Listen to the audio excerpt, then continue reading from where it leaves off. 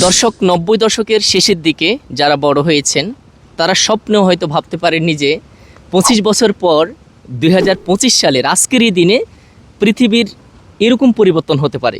Even আজকে যারা বড় হচ্ছেন ২৫ বছর পর অর্থাৎ ২০৫০ সালে পৃথিবীর অবস্থা কেমন হতে পারে, কতটুকু পরিবর্তন হতে পারে হয়তো আপনি স্বপ্নেও ভাবতে পারবেন। তবে ৯০ দশকের একজন মানুষ এবং আধুনিক যুগের একজন মানুষের মধ্যে বিশাল একটা ব্যবধান রয়েছে।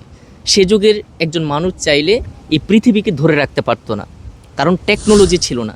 কিন্তু আজকের দিনে প্রত্যেকটা মানুষ চাইলে তার প্রযুক্তির কারণে, প্রযুক্তি বলে পৃথিবীর যে কোনো পরিবেশ, যে কোনো চিত্র, যে কোনো প্রকৃতি চাইলে সে ধরে রাখতে পারে আজীবনের জন্য। দর্শক, আমি যেহেতু ২০২৫ সালে দাঁড়িয়ে আছি এবং আমার হাতে যেহেতু একটা মোবাইল ফোন আছে, প্রযুক্তি আছে, এই কারণে আমি এইখানকার যে পরিবেশ সেটাকে আমি রেকর্ড করব এবং ২০৫০ সাল পর্যন্ত আমার ফেসবুক পেজে রেখে দিব। আমি হয়তো থাকবো না কোনো একদিন পৃথিবীতে, কিন্তু আমার এই ভিডিওটা ২০২৫ সালের যেই পৃথিবী ছিল সেটা যাতে আমার মোবাইল ফোনে রয়ে যায়।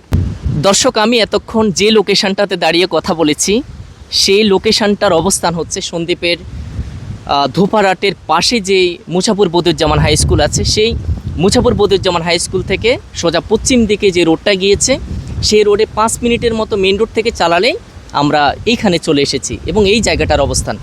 দর্শক, এই যে লোকেশানটা দেখছেন, আমার বিশ্বাস ২০৫০ সালে যদি কেউ এই ভিডিওটা দেখে থাকেন সেই ভিডিওর সাথে হয়তো এখানকার পরিবেশের কোনো মিল থাকবে না। হয়তো এখানে দেখবেন কয়েকতলা ভবন, বড় বড় বিশাল ইমারত, হয়তো বা শিল্প কলকারখানা এখানে হয়ে যেতে পারে, বিশ্বাস নাই।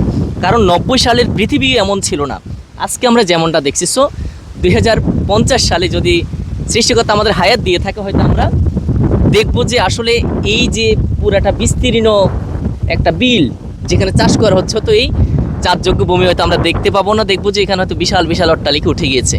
তো যদি এই ভিডিওটা আপনার টাইমলাইনে রেখে দিতে চান স্মৃতি হিসাবে মেলানোর জন্য, তাহলে ভিডিওটি এই মুহূর্তে শেয়ার করে দেন, আগামী প্রজন্ম অন্তত দেখতে পারবে। ধন্যবাদ।